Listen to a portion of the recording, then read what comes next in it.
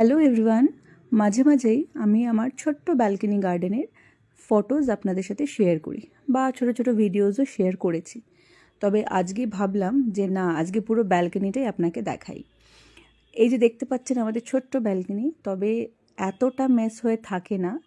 এখন এই ব্যালকনির এই অবস্থা, তার কারণ হচ্ছে আমাদের যত এই মেম্বার্সরা আছে, এই গাছপালা সবাইকে এখন এখানে রাখা হয়েছে ওদের খাবার, জল এসব দেওয়ার জন্য, রোদ যেটা হয়।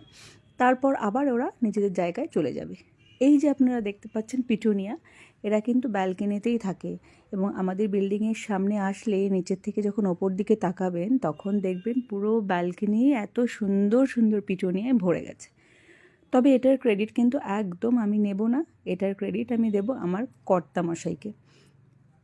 তারই এটা খাটনির ফল, মানে আমার থেকেও বেশি বোধহয় ওদেরকে ভালোবাসেন উনি। যাই হোক, সারাদিন ওনাদের পেছনে পড়ে থাকেন, অফিস থেকে এসেও ওনাদের যত্ন করা, এগুলোই ওনার কাজ, আর তারই এটা ফল।